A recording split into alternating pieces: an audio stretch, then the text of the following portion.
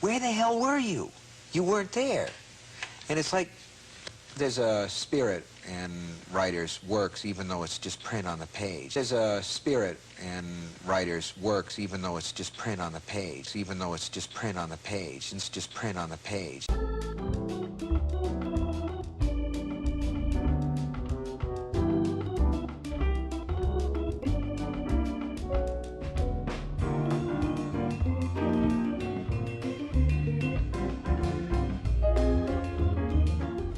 I've always been enticed by and interested in them, reading being one of my favorite ways to spend my time, and bookstores and libraries some of my favorite places to spend my time in. A book always has the possibility of being the book that will change an aspect or multiple aspects of your thinking. A book confronts you with thoughts that you might not have considered.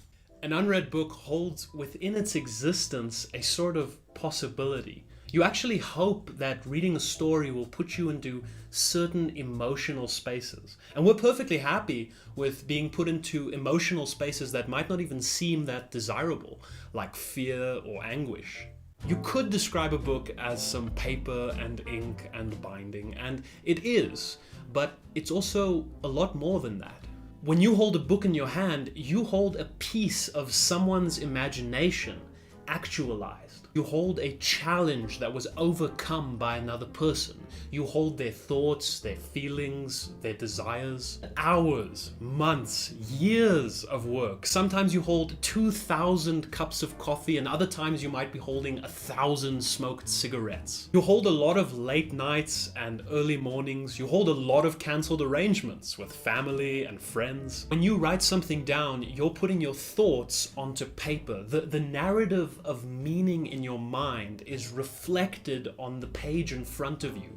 In this way, we bring our thoughts into the world. Language can be quite a clumsy tool though. It doesn't really express the nuanced and complex emotions that all of us feel in our individual experiences. Some writers are very good at describing the torrential waves of emotion that flow through us, but even then, it still remains a very small snapshot of human experience. Writing is, however, still one of the best and most common mediums that we have at our disposal in order to bridge the gap between the internal and the external, between the immaterial and the material, between our imagination and the perceived world outside.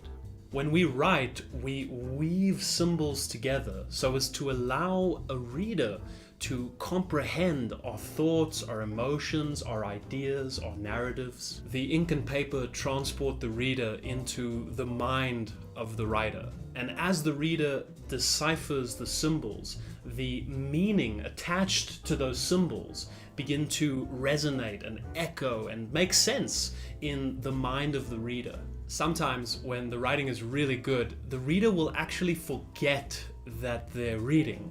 They become one with the story. You never actually read a great book, you sort of experience it. It's something that you get yourself into, like standing in a breeze on a spring afternoon or eating something that transports you back to your childhood dinner table. Reading truly great writing reminds us that our world is made of words, because words shape our realities, or at least how we perceive reality.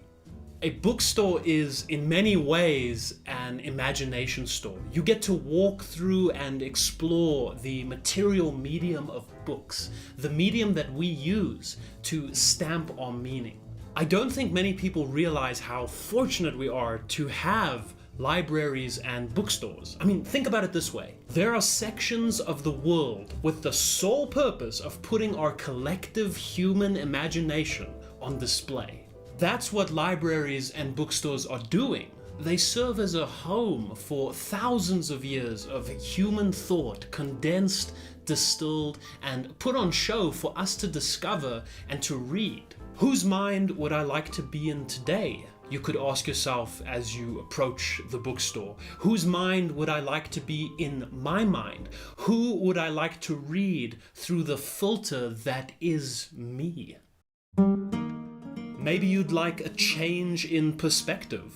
Maybe you'd like to understand what it must have been like to live through some of humanity's darkest times and yet still feel hope. Maybe you'd like to visit fantastical lands, or see our own through another person's eyes. Maybe you'd like to spend an afternoon in the mind of one of history's greatest thinkers. Maybe you'd like to read about moral anguish. Maybe you want to feel fear. Maybe you'd like some advice.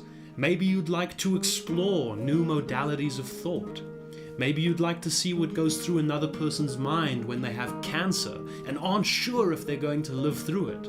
Or maybe you'd like to see what goes through someone's mind when they take mescaline. Maybe you'd like to be in the mind of thinkers who walked the earth thousands of years before you. Books are amazing, and there's a reason why so often in the past, and sadly still today, books are burned, banned, or suppressed.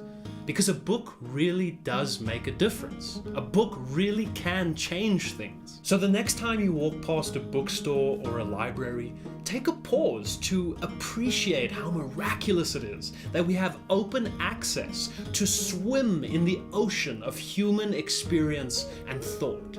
Think about how wonderful and strange a thing it is to sit down and to read a book, to get to know someone who you've probably never met, and to bathe in their thoughts and perhaps even to change some of your own. Because while a book is just a book, it's also so much more.